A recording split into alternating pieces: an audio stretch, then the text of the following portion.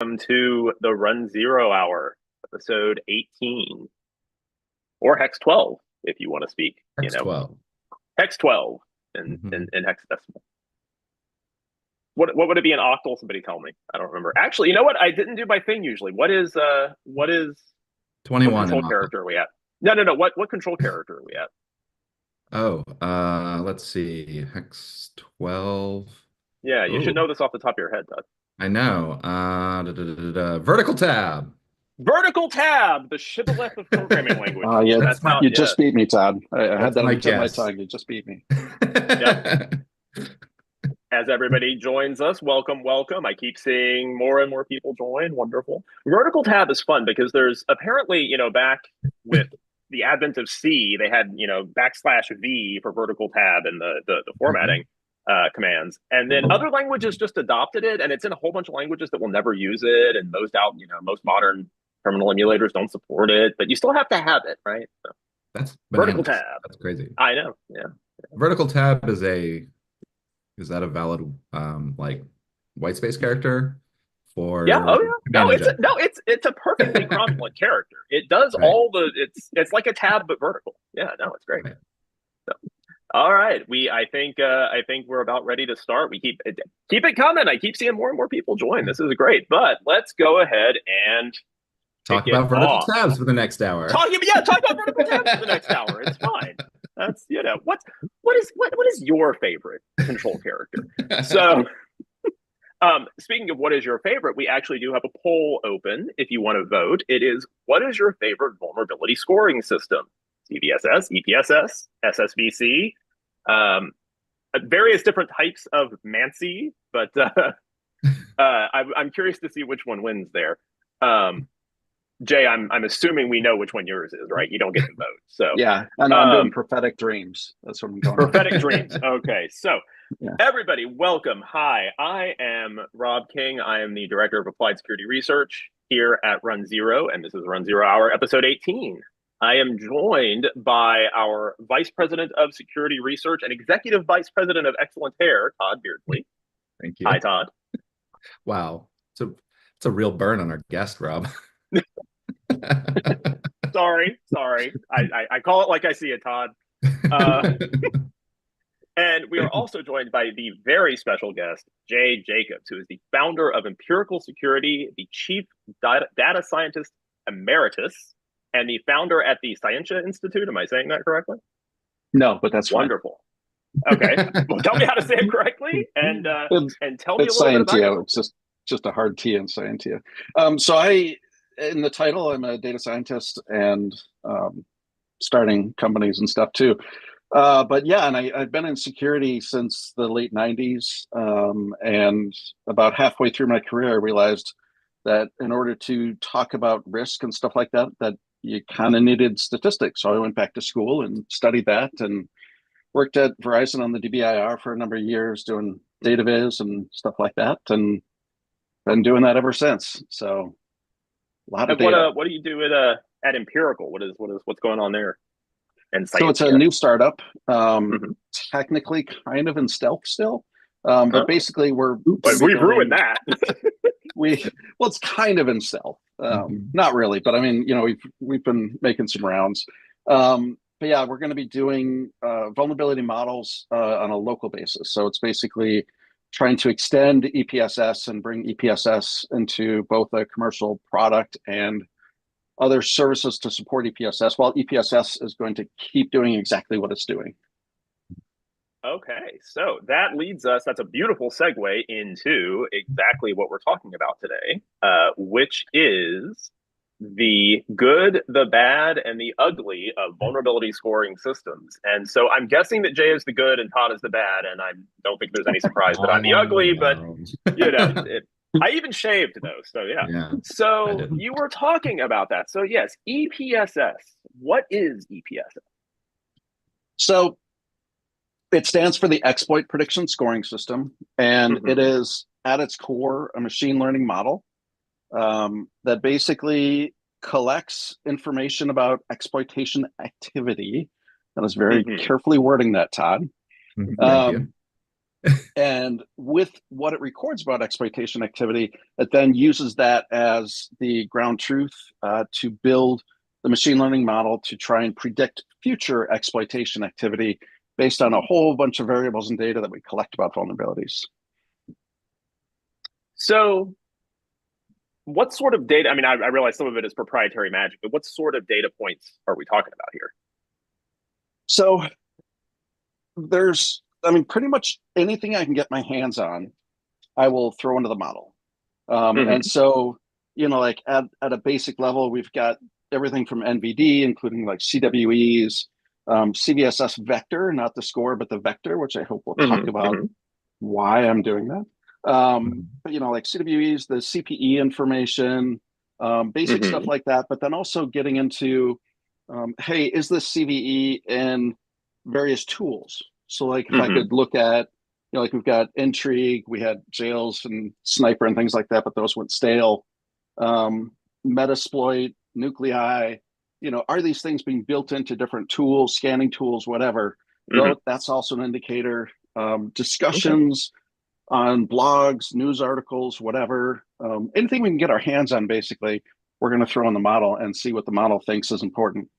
Okay. So, and just real fast, and this is, I know what all those acronyms mean. I just want to make sure that you know what all those mean. So sure. could you give us just for the audience, real 5 second, what is CVSS? What is CPE?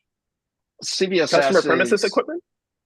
If one of the scoring systems we're going to talk about, the oldest one, getting attacked by my dog while we're talking. Is that one of the data sources? Is this what is the dance there? Yeah, we look at the waggling of the dog's tail, and that factors in. Right. But I don't know what CVSS concurrent vulnerability, common vulnerability scoring system. I don't know. You would know. Yeah, CVS. Thank you. I did write a whole paper on this, Rob. You did. And yes, CVSS is Common Vulnerability Scoring System. I believe Jay also mentioned the Common Weaknesses and Enumeration IDs. CPE. CVE, CPE, CWE. Common Product Enumeration, I want to say. Yep. It's platform. I think it's platform. Platform. Yeah. Oh, platform. Yeah, platform. Thank you. Yeah. That tells you how much I care about CPE. Well, there's CPE is. Yeah. I'm still stuck in, like I was saying, that's customer premises equipment for me. I'm an old telecom guy, so that's right. DPE and CPE. But yep. Anyway, so I'm sorry, Jay, you were saying so all your different data sources. Yeah, and we've done a couple of papers where we try to list them out. And the only real proprietary stuff in there is around the exploit activity for the most part.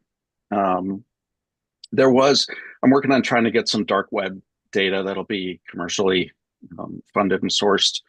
But yeah, a lot of the exploitation activity is coming from commercial sources that they don't want published and don't want out there for free, I should say. Yes. Well, and yeah, so I am a fan of EPSS. I think that is unvarnished. I hope it doesn't come across too hard in the paper that we wrote. No.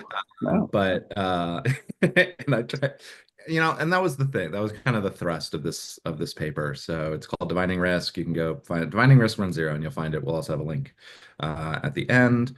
But before I get into that, though, I'm going to end the poll here, and we're going to all gaze upon everyone's favorite scoring system. It is pretty much exactly how you'd think. EPSS. Okay. This may be read as, which scoring system have you heard of? Right. Right. And so there are more than one, right? Like we all know CVSS. CVSS has been around since 2005, so 20 years, right?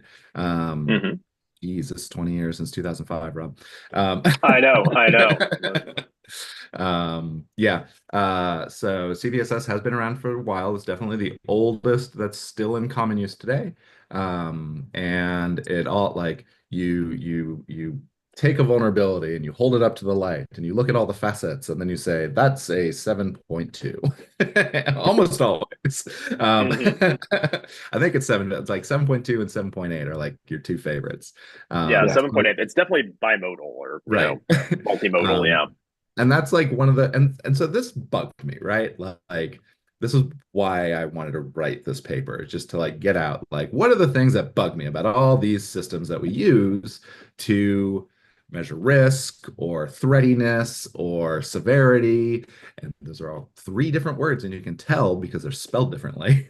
And but that's kind of what all of these scoring systems kind of end up being. And I think in like the day-to-day of not only like IT security, but like in auditing and in checkbox security, right? Like CVSS will do you good if your job is to say, like, if I have a mandate from something like FedRAMP or FISMA or PCI or something like that that says you must address all critical vulnerabilities. It's like, cool, I have a whole scoring system over here that tells me exactly what critical is, and it's anything above Hmm. 8.0. Hmm. I think this is a mistake. But if it's your job, right, and your livelihood depends on you believing this, then it's going to be really hard to convince people otherwise, right? I think. And so that's why I read the paper. And so my biggest gripe with CVSS is that I feel like people don't use the vectors. So CVSS comes with Hmm. 8 to 16 vectors, depending on where you are in versions and extras and all that, but eight bases in CVSS 3.1. And the vectors I think the vectors have stood the test of time, right? You can complain about them. There are those who are saying, Rob, that the vectors can be a little subjective, but I mean, they're I'd say pretty that. good. They're pretty good. So, Todd, could you kind of dive into that for just a second? When you say vector, what do you mean? What are these vectors? Yeah. What is your vector, So Victor? for for example, thank you. Um, for example, here I gotta share these results. Oh, wait a minute. Yeah, I gotta share results. There we go. Now everyone sees everyone's favorite scoring system is CVSS, followed by EPSS, followed by Hmm. SSVC. And then there 20% of our audience are jokesters. They care about prophetic things. I do have dreams about vulnerabilities. Of course I do. I think Hmm. everyone has called us. Um, and they turn out to be pretty accurate. Hmm. But yeah, vectors in CVSS. So it's things like how do I approach this vulnerability, right? How can I tickle this vulnerability to make it do a thing I want to do? Hmm. Can I be on the internet? Can I be on a local broadcast network? Can I Hmm. be can I be right next to the thing? Like even closer than that, I guess. But that's one that Hmm. people screw up a lot. Or do I have to have physical access to the vulnerable machine? Do I have to have like hands-on keyboard or a screwdriver in my hand in order Hmm. to exploit this vulnerability, right? Hmm. Hmm. And so for that kind of thing, right? Like if you see something that's CVSS physical, it's like cool. You just look to see who's close by the thing. Like now you've done Right, it. right. That is a mitigating control. Like put a Hmm. lock Hmm. in front of it or something. Um, where people run into trouble is that distinction between like nearby but also not the internet but also not touching it, like that gets a little fuzzy I think when people are scoring these Hmm. things initially. And then also so that's like one vector, right? Now there are 8 of these. I'm not going to go through all of them. It would take like the Sure. whole hour, Yeah. right? Hmm. But like I'll give one more, and that's at the tail end. And that is CVSS's uh, articulation of the CIA triad, which is not an international criminal conspiracy. It is it is confidentiality, integrity, and availability. And what is the effect? Is the effect none, low, or high, right? For each Hmm. of these 3 things. Confidentiality is like, can I learn no secrets, some kind of lame secrets, or real good secrets, right? Like that's how Hmm. Hmm. and then apply the same, right, to integrity. Like, can I mess up the thing? And availability. Can I knock it over? Can I make it stop Right. doing the thing it's doing? A big problem I have with the way CVSS has always done this, I know there's no way around it, but like availability is often it depends on who's scoring, right? Availability is often a function of integrity. Right. So like, is it possible to have integrity high and not have availability be high? I would argue that if CVSS went out of its way to make C, I, and A three different things, treat them as three different things. Like in the context of this vulnerability, does Hmm. my does my exploiting this vulnerability knock the thing over, or does it like give me super duper cool root access that I Hmm. can then just like type shutdown, right? But that's beyond the scope of the vulnerability, in my opinion, Hmm. right? Hmm. Hmm. And so I'm always very suspicious of things that score like high, like all the way. Right. Because that, I mean, honestly, that seems pretty rare in if you take a very conservative view of like what Right. is an exploit. And content warning, this conversation is almost certainly going to get pretty philosophical. No, that's I love me some philosophy.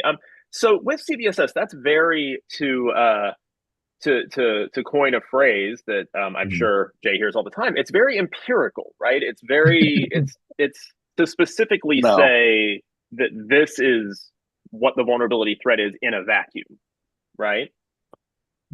no, I would argue Okay, it.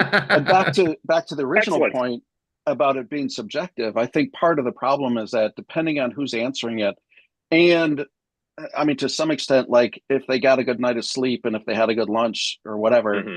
like in their head they could be thinking of scenarios like, oh, integrity could be high if like the Hmm. stars are lined up and Jupiter is in the rising house, whatever. Like they're going to think like, Hmm. oh, I see how this is now network one, where it's actually a physical, or they might be thinking of something, where in their head they've got a scenario, therefore they're going to score it like this or like that.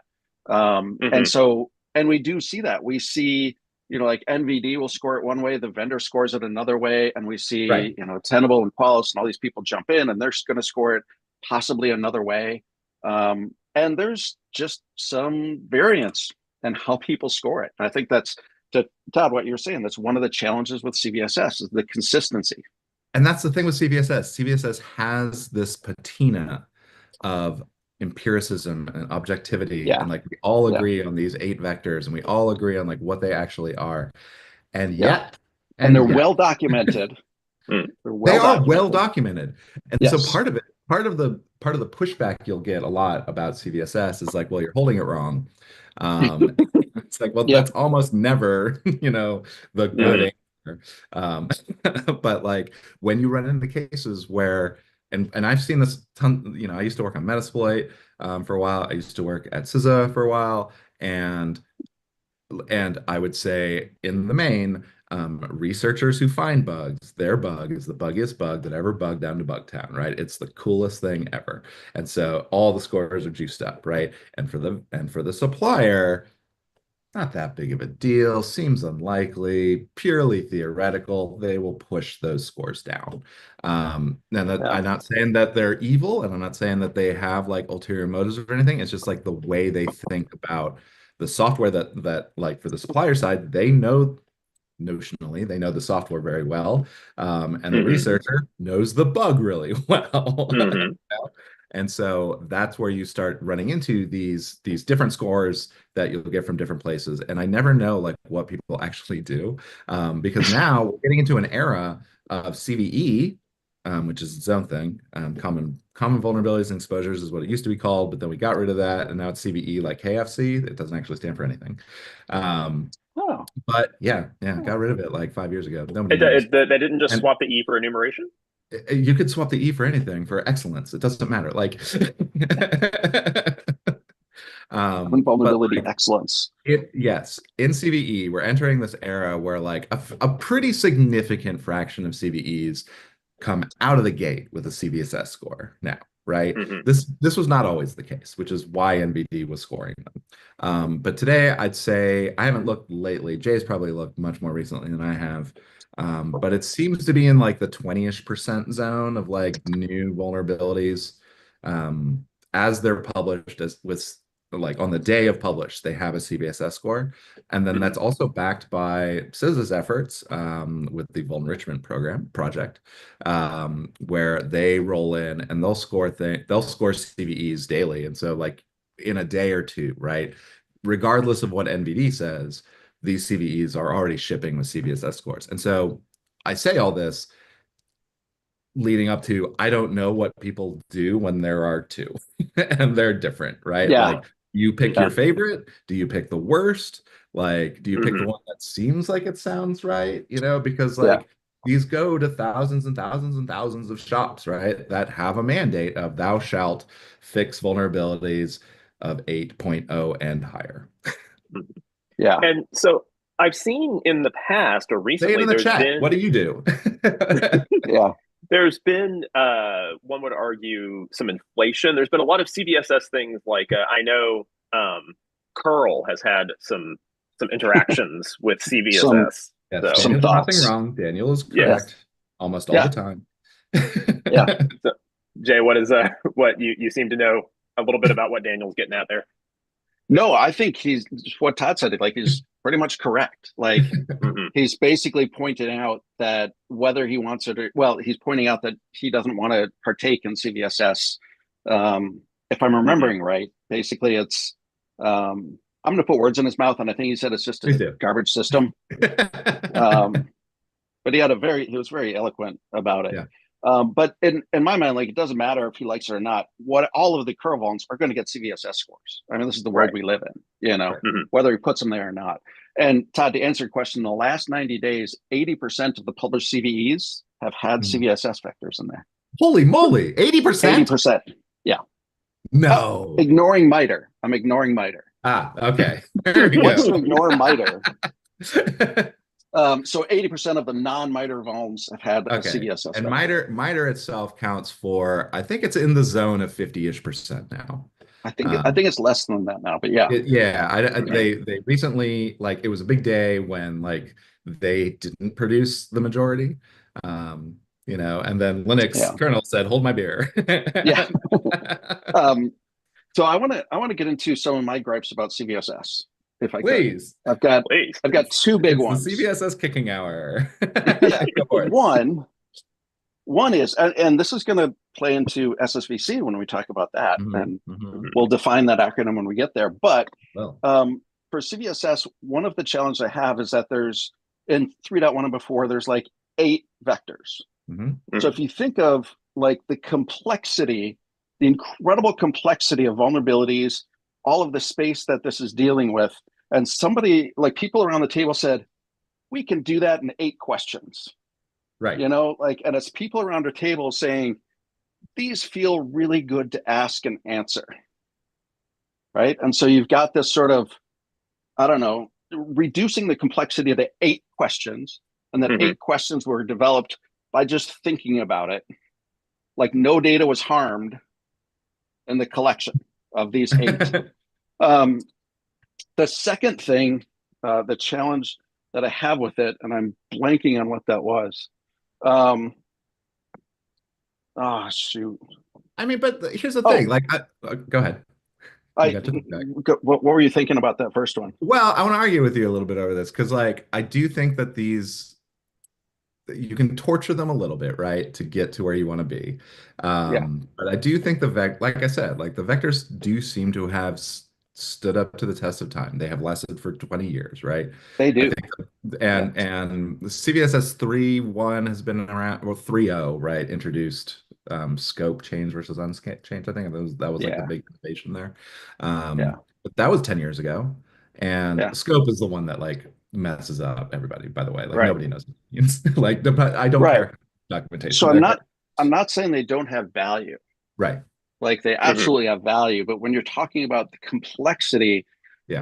of risk, and that's getting to my second point, but the complexity of Sure. risk to say like we can put a score out there based on 8 questions. Hmm. I mean, like think of any, you know, like it's there's so much, I don't know, human ego to think like we can solve this in 8 questions. Like it's Hmm. just it is almost crazy. And I'm not saying they don't have value. Like you Uh, can, you know, like you're sort of pushing a stone in the right direction with 8 questions. mhm. And you know, maybe the equivalent of like licking your finger and holding up to the wind to say it's blowing that way, you know. But it's somewhat I don't know. It's very archaic. It's very basic. Hmm. And the other main point that I want to talk about is that we do want to solve for risk. We do want to talk about risk. We do want to take a risk-based approach, and yet CVE in their own documentation says it's not risk, right? Right. And I say it's not risk, which I think is just a cop out, so they don't have to adhere to risk stuff Right. Hmm. because it's Hmm. clearly still risk. But in my thinking, like I need to make risk-based decisions for my risk-based vulnerability management. And someone says, here's CVSS. It's not risk. And immediately I want to be Hmm. like, then I don't want it. Like just take it away then. If it's not risk and Yeah. it's not going to help me do risk, take it away. Of course it's going to help you do risk. And like Todd, to your point, it's vectors and Right. stuff like that. So some of that nomenclature is very Yeah. troubling for me, that it's I not don't think risk. the I don't think the number is very useful. I think the number is Yeah. also a little bit of a masquerade because the number has a decimal point in it, and that makes it feel Hmm. more sciencey. I Hmm. think that is, I think, and you Yeah. know what? I know like some of the people who work on CVSS and all that, they're all very smart and they're not evil or anything like that. But boy, oh boy, Yeah. guys, why not? Why not Yeah. two decimal points? Why not five, like Jay? Yeah. Let's go 5. I hope we talk about that when we get to EPSS. But I would love to. yeah, Why don't we get to EPSS? Let's hear Yeah. all Hey, about it. Jay, yeah, how come there's what, three places of precision on EPSS scores? 5, 5. Well, if you make Yeah, it a percent, then you have 3 places. right. Um, so that was actually a very difficult decision. On one hand, what I wanted to do was to offer the ability to rank them mostly compared to one another. And if I just did, like CVSS is 0 to 10 with 1 decimal point, so you have 100 options, Hmm. right? You're going to take 280,000 CVEs and put them into 100 buckets. Hmm.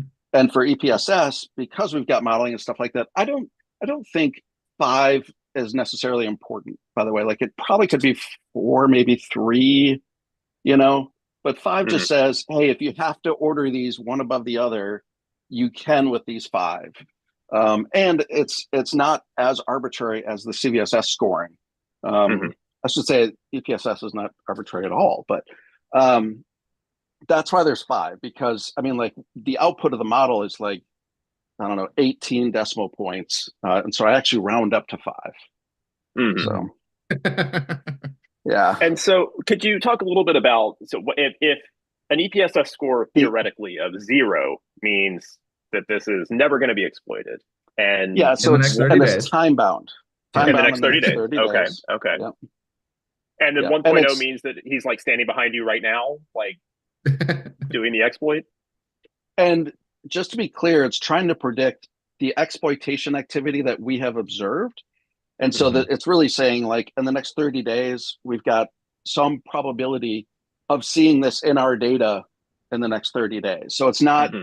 like I don't have all of the data on the internet. So I can't really say, is this going to be exploited Well, not with that somewhere on the attitude. internet? Not Right. yet.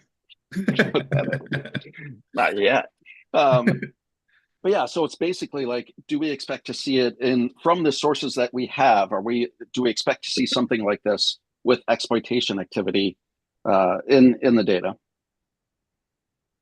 in 30 days? Yeah. And so I would say the reason why I wrote this paper, Hmm. the motivating factor was I was, I am very familiar with CVSS. I was pretty familiar with EPSS. I'm very familiar with SSVC, which we'll get to. But EPSS always it rubbed me the wrong way, Jay. And it was like, huh, Excellent. according to EPSS, we're gonna see something in the neighborhood. And I took a measurement like back in February, I took a measurement in March, I took a measurement in April. It's like something Yeah. around 10,000-ish unique CVEs are gonna get, and then this is where my words come in now, are Yeah. gonna get popped, and we're gonna have shells, and it's gonna be exfils, and it's gonna be dogs and cats living together on the internet, right? That's how I Right. read it. And I think that's Right. how most people read it, like when they first approach it, right? Yeah. And I said, that's bananas.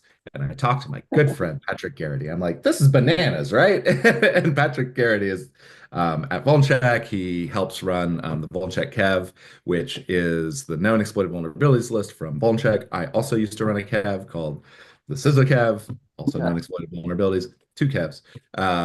But his Kev was like 2 or 3 times bigger than mine, right? Because of reasons, right? And so that was fine. So I turned to Patrick and I'm like, dude, you see way more exploitation than I do. Is 10,000 at all in 30 days at all reasonable? He's like, no, that's insane. And I said, I agree. I'm going to write a paper. And then I learned about EPSS. And so reading this paper is actually me learning EPSS and then like immediately turning around and barfing out a paper. Yeah. Just FYI, this is how I write papers. Yeah. And I did talk to Jay, and then I went to one of Jay's talks at VulnCon, and I asked him after, I'm like, but this is crazy, right? And Jay's like, yeah, that would be crazy, but also it is what we see. And I'm like, yeah, but what are you seeing? It's like exploitation activity, which is Activity. not shells, exfils, ransomware, dogs and cats living together. It is bumps in the night. And so Mm-hmm. maybe I can get you, Jay, on the spot in front of these 102 participants Yep. to tell the world what is exploitation activity. So it is basically any detected, successful or not, Mhm. activity that is being labeled as exploitation of a vulnerability. And so the primary thing is like IPS or IDS data, intrusion prevention or detection systems. Mhm. And so a big source of our data is Fortinet, and they have, I think, over 100,000 installations worldwide, not just North America, US based, Mm-hmm. worldwide. And these are actual companies that have bought their devices. They're sitting in their active live network, and it's Right. They're saying, productive. hey, It's I not just bought, honeypots. It's right, not. not honeybots, which is another source of data, mind you, which those are, could be maybe even said more silly from your perspective, Todd, Mhm. because they're not even like real targets. Right. And so you probably get a lot of opportunistic scanning, things like that. But these are, a lot of Fortinet stuff, and some of the other sources too are in environments like we're getting EDR data now from endpoint devices.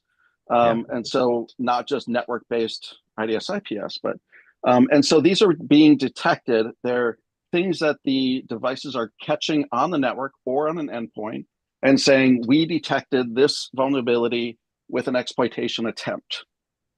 And we have no knowledge if the vulnerability actually exists in the network or if it was just a one-off. And in Right. some cases, false positive, the signature's too broad, whatever. And so that's what exploitation activity is. It is something being triggered saying, I saw this exploitation being executed Right. somewhere. And How do so you do like, the mapping actually? go Like, how ahead. do you know that this vulnerability is, when you get the data feed from Fortinet or whatever, how do you say this? Do you lean on the CVE? Do you lean on? On the CVE. Yeah. If it weren't for CVEs, EPSS would not be possible. Mm-hmm. We'd have the naming problem where this vulnerability is called 18 Mm-hmm. different names by 9 different people. Mhm. Yep. Um, Yep. so CVEs So, make it and very easy to bring in disparate data.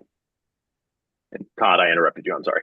No, no, no. And like what I don't want to leave people the impression with is that like, oh, it's not real shells and all that, so it's garbage, right? Like that's not the conclusion I came to. Well, I Mm. actually, in writing this paper and talking to Jay and hanging out at the EPSS SIG and doing and doing research, like I found that EPSS is a pretty useful signal by itself, regardless, right, if it's shells or not, right? It's still stuff that's happening out on the internet. It's like a nice way to do like barometric pressure, right? Of like Mhm. how attacky is the internet today?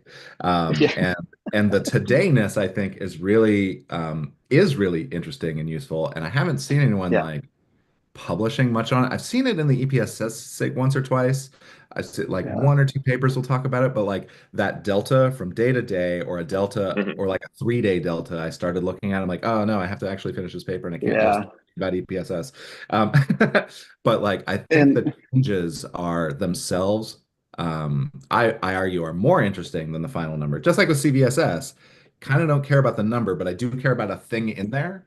And maybe I'll come around on the actual number, whatever. But like, I do think the deltas are very telling. That's something that Hmm. tells me like, oh, something just happened that makes this much more likely to happen in the future. And if I'm, roll in at 8 a.m. to my SOC and I'm like, all right, what's the list of vulnerabilities I got to take a look at today? Like that feed would be crazy useful.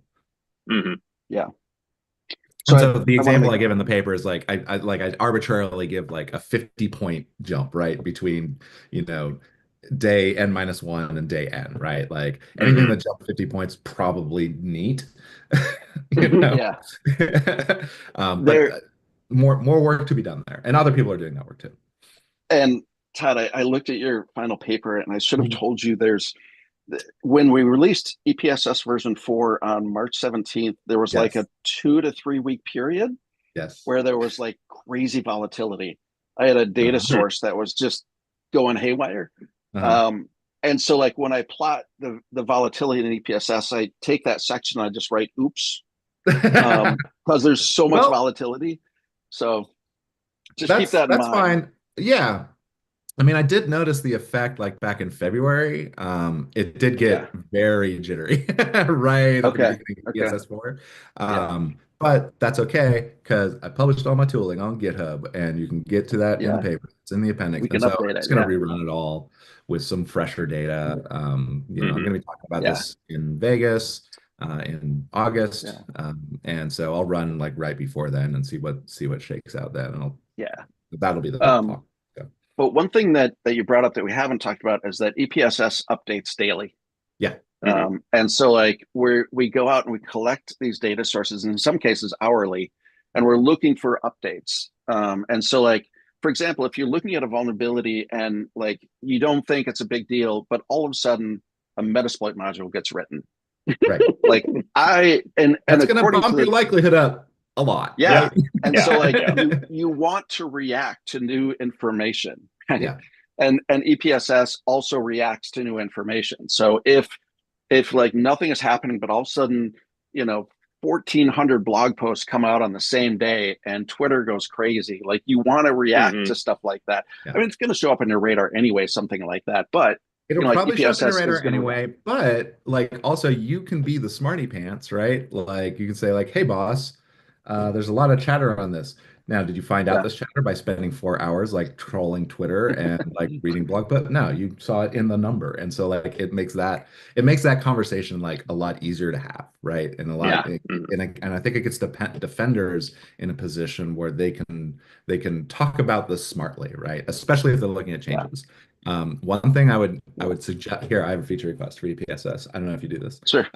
but you can take a look at like exploit TB, right? Thank Yep. you. Yeah. You So did 10. something gets published on exploit DB, right? That will likely jump up the score some, right? Right. Something gets written for Metasploit and pull requested, right? That might jump up the score some. Something gets landed in Metasploit, that might pull it up. So because I used to do a bunch of stuff Yeah. in The pull Metasploit. request was interesting.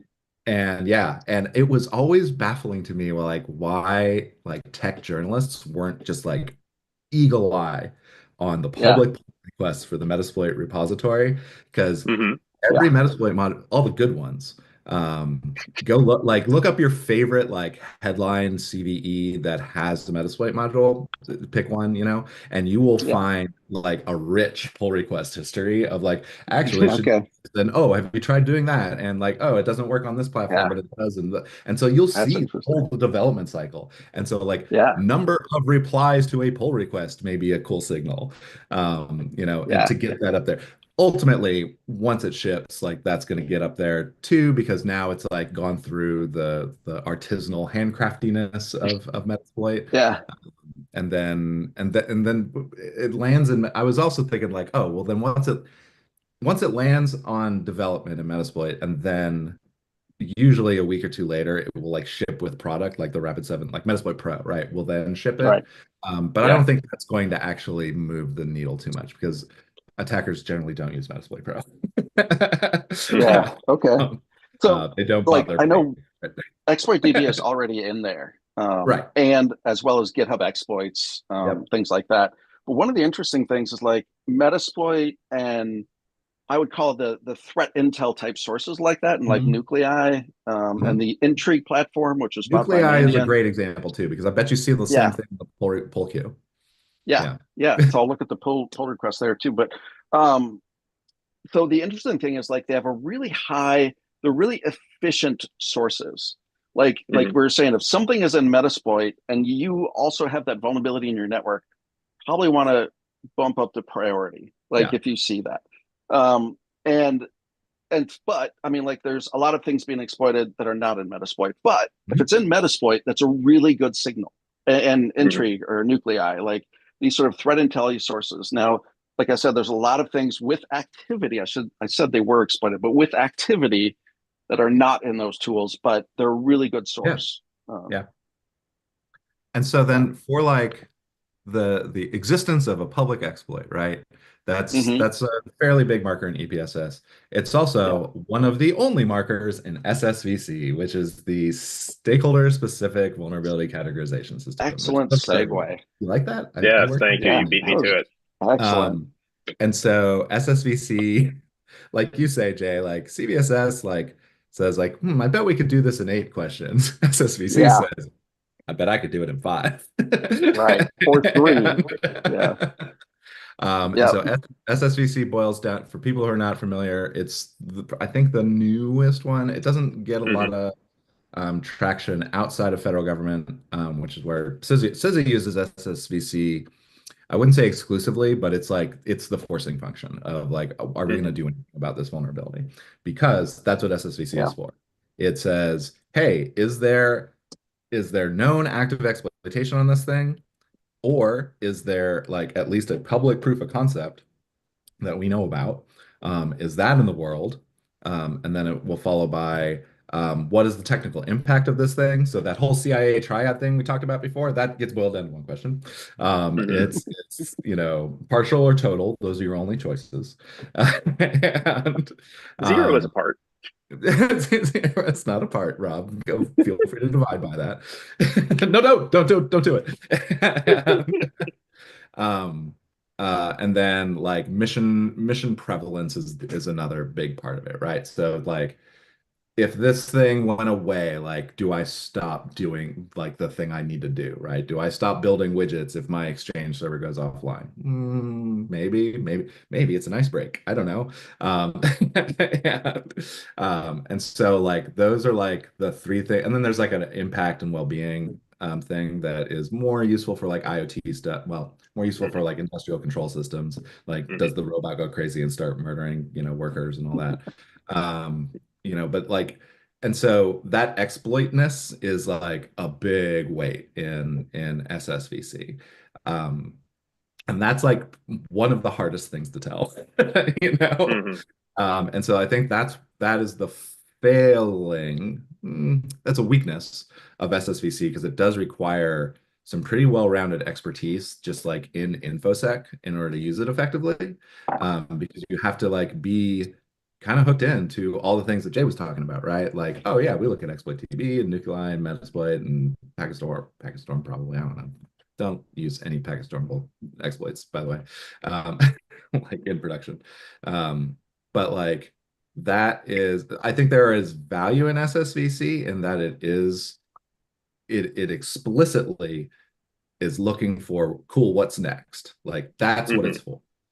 It's like, do I wake up my boss? Do I note it and move on? And then there's like three in the middle, right? Hmm. So that's and I like using SFCC. I thought it was useful for that, especially if you're doing like at scale, and you have an okay idea of like what's actually running in your network, which is the other hard part of SSVC. Right.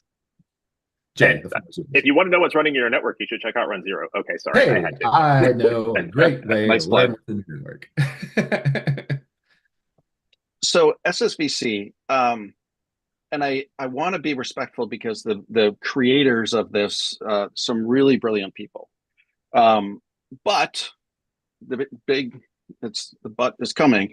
But um, I think one of the drivers behind SSVC is that they were saying CVSS doesn't work. Like there's a lot of challenges with CVSS, and to me, SSVC is like CVSS, but worse. It takes all of the things that I don't like about CVSS and literally makes them worse. And I was hoping like one of the early things when I heard about SSVC, I was like, man, it would be cool if someone just looked at some of these variables that are human assigned and standardize them. Stop trying to make a scoring system or anything out of it. Just say, like, hey, when we talk about exploitability, here are the things that we mean, and here's how we, rank them or put them. And like when you encode that data, here's what it should look like, and then stop. And that's kind of what SSVC is doing. But I think it really is doing a disservice, and it's a distraction to the community because it's very, very simplified. And you know what? It's I want to back up for a extremely second. simplified, and it takes a whole lot of like variables and boils it down to one, right? Right. One big chunk.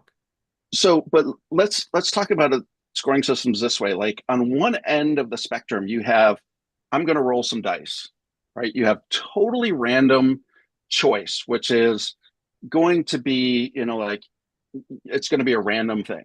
On the other hand, let's pretend that there's perfect knowledge. Like if you could see the future and say, if I go after this 10% of whatever, I am never going to have a vulnerability exploited and have any harm in my environment from vulnerabilities, right? So you've got these two extremes. Every scoring system is somewhere in here, right? From like pure randomness to perfect. And so I want to put that in perspective. So like SSVC is definitely better than nothing, right? But it still requires you can put that on the DVD box. Subjectivity. And same with CVSS. Braves, Jay Jacobs. Like, but I mean, like, and this is a famous quote from a guy in the risk analysis realm where he was talking about risk matrices, and he called them worse than useless. Like when you approach things with like the heat map of high, medium, low, and you put things on there, he called that actually harmful. Like you're actually taking steps back, you're wasting a lot of effort, and you could just do a dice roll and have a better effort, like better use of your time. Doing other stuff. But like I think a lot of the scoring systems, they are better than a dice roll, but they do have a real cost. And so like CVSS, luckily a lot of things are scoring it. SSVC, you have CISA doing a lot of the newer ones that should probably be done. But like I think to your point, like in order to do SSVC internally, you do have to have all of this data and knowledge and a body in a chair. And I think that is a drawback.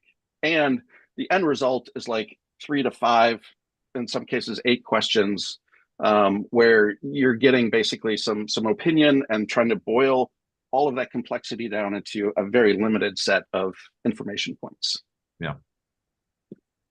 So do y'all think that the kind of the overarching point of all this is that we're trying to reduce this very large space, this very fuzzy notion into very, a single quantity, right? Which is, I mean, humans love to do that. We love to have single quantities for things.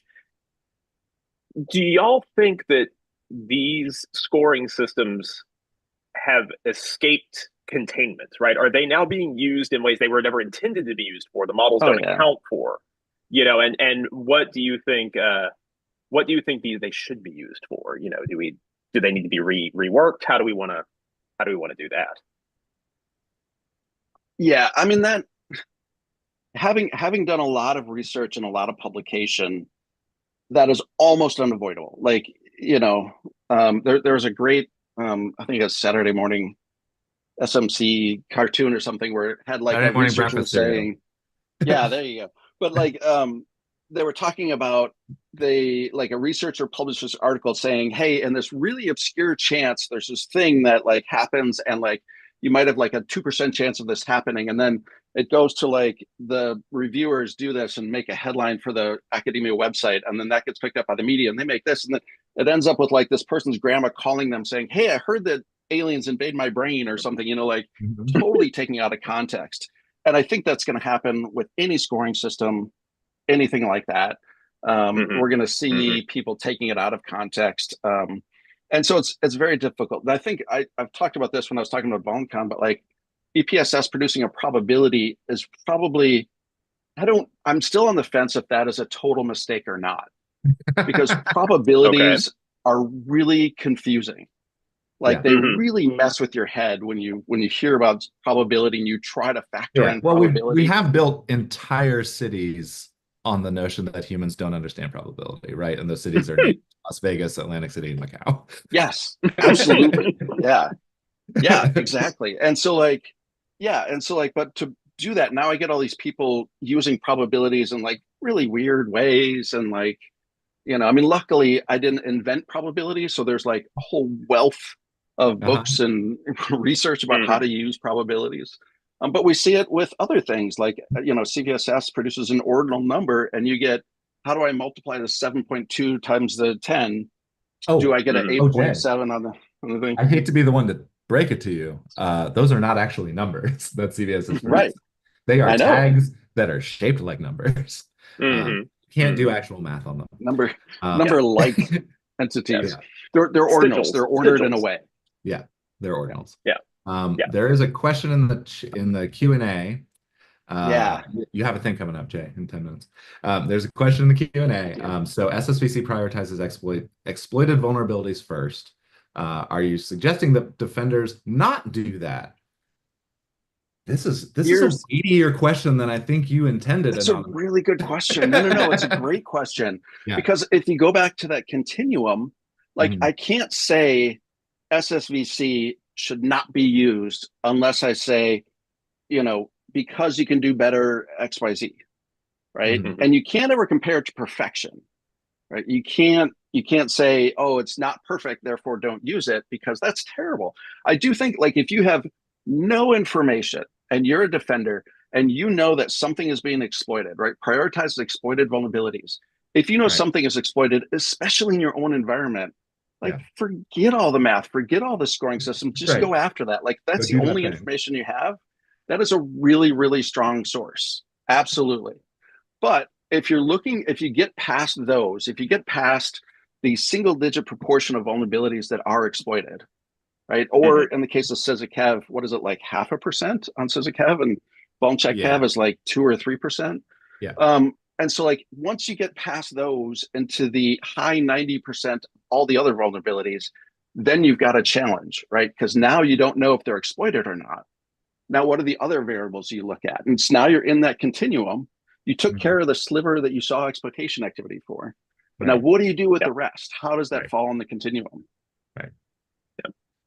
So I would never say like, yes, deal with your exploited CVE'd high scoring. Don't even worry about the score. Vulnerabilities. Cool. That's your first hour. And that's almost always just like, okay, patch.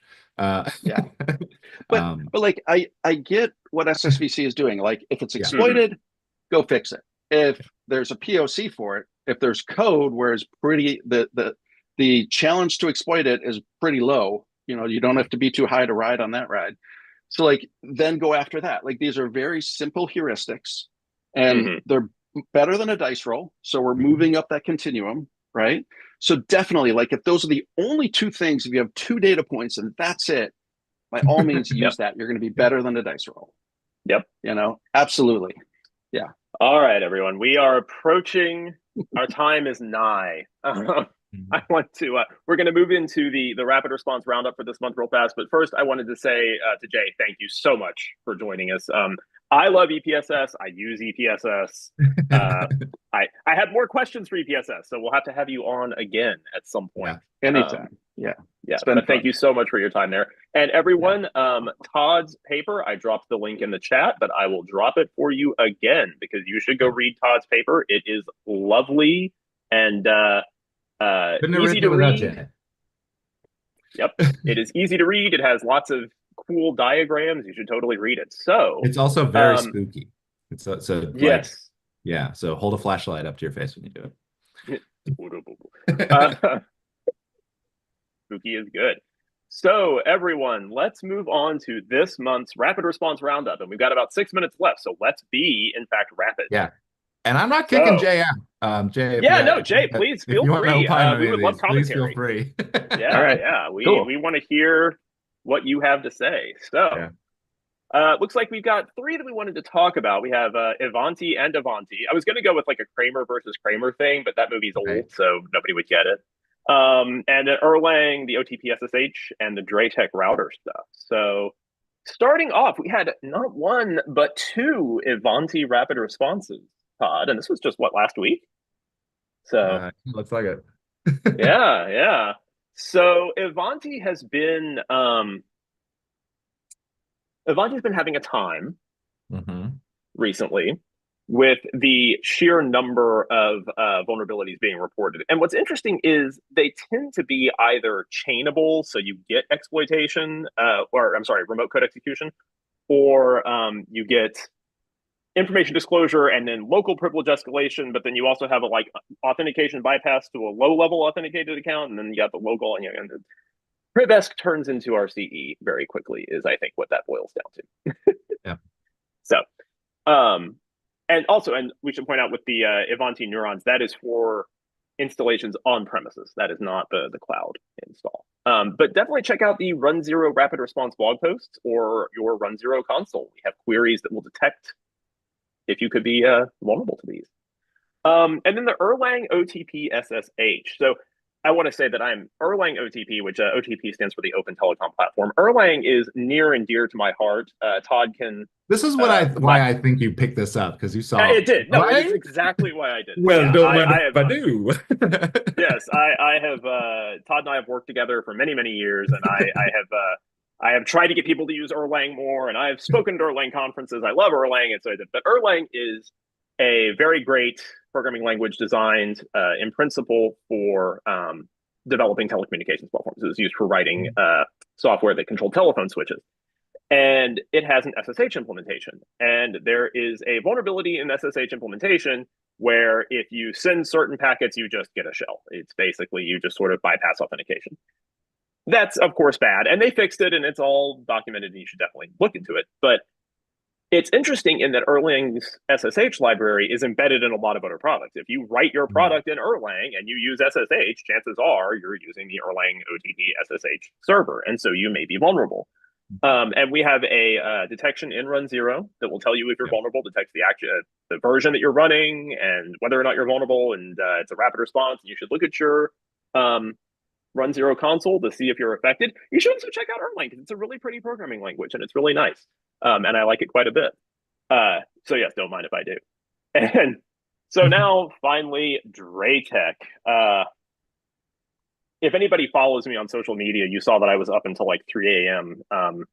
Disassembling Draytech firmware to see if I could figure out exactly what was going on, and just commenting along as I went. I am a pleasure to work with. You should all follow me on social media. It's great. But so Draytech is interesting in that this specific vulnerability that we're rapidly responding to is not a new vulnerability. It is an old vulnerability that has been sort of come back from the dead and is now being used with Mirai. And then another vulnerability on top of it that was then also disclosed. So this is another twofer. But Draytech has recommended that you disable SSL VPN and turn off web access and do lots of other things and put a firewall in front of your firewall. So this one's a lot of fun. You should definitely firewalls. So this one popped up, and I was in Canada. It was rad. Ate poutine and bagels. It was awesome. And specifically, and I'm not just bragging. This is the reason why I didn't really look into this Draytech thing when it popped off. But I did have a distant memory back in March of this year when apparently all of the world's Draytech routers all rebooted. And I said to Rob, "Hey Rob," I says, "is this that thing?" And I don't know. It might be. It might be related, right? Like, especially if it's like a Mirai-ish kind of thing. Exactly. Yeah. It's got all the hallmarks of like, oh, let's run around and like own everyone's home router. Oopsie doodle. But like, I haven't seen anything. So if you know, chat, say so on InfoSec Exchange or something, because like I have not been able to like draw a line from the great Draytech reboot of like March 20th, 2025, and this bug. And I have a suspicion they're related. Yeah.